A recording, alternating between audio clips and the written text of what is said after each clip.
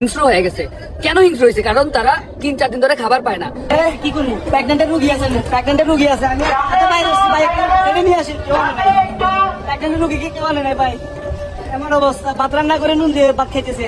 যারা চিন্তা করতেছেন ফেনী আসবেন, তারা কাইন্ডলি পর্যাপ্ত পরিমাণে ত্রাণ নিয়ে আসেন, অবশ্যই বোট নিয়ে আসেন। বোট ছাড়া আপনি ত্রাণ দিতেই পারবেন না।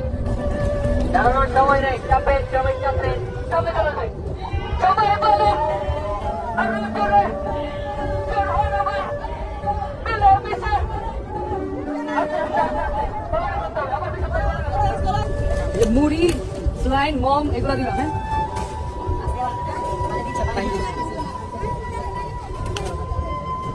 পানি। হ্যাঁ, নৌকাটা ওইদিকে নেন, নৌকাটা ওইদিকে নেন।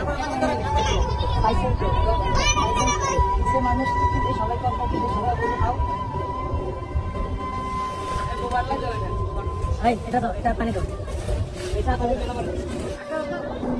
সবাই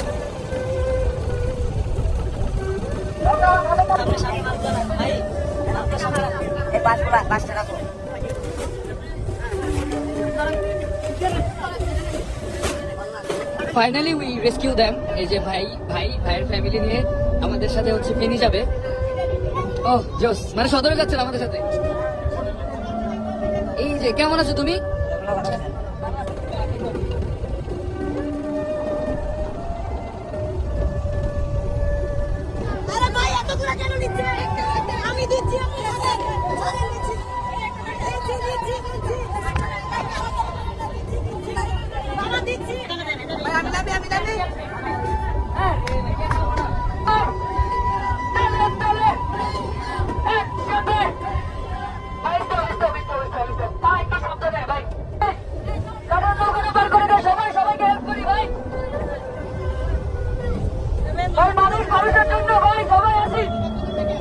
সবার কাছে পাঁচ সাবধানে, পা যাতে গলা কাছে নিচের বটের নিচে না থাকে ভাই।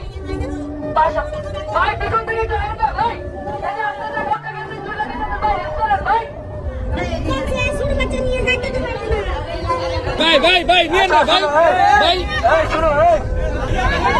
এই যে চিরা সব খালাই দিছে এই জায়গায়, সেও খাবে না, আরেকজন খাবে না, কাউকে খাইতেও দিবে না। তো আমরা তাকে একদম ফেনী থেকে নিয়ে আসছি।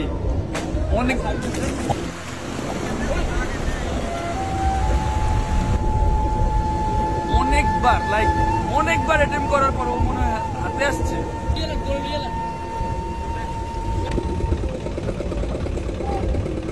অ্যাকচুয়ালি ফেনী ভালো নেই, মানে নর্মালি হচ্ছে আপনারা যেটা ভাবছেন যে ফেনীর এই অবস্থা, ফেনীর উন্নতি হচ্ছে, বাট অ্যাকচুয়ালি ফেনীর অবস্থা অনেক বেশি খারাপ। আপনি যতটুকু ত্রাণ নিয়ে আসেন না কেন, ওইটা শেষ হয়ে যাবে।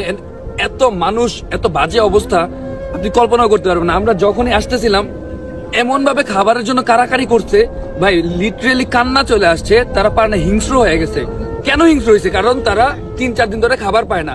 সো যারা ভিডিওটা দেখতেছেন বা যারা চিন্তা করতেছেন ফেনী আসবেন, তারা কাইন্ডলি পর্যাপ্ত পরিমাণে ত্রাণ নিয়ে আসেন, অবশ্যই বোট নিয়ে আসেন। বোট ছাড়া আপনি ত্রাণ দিতেই পারবেন না।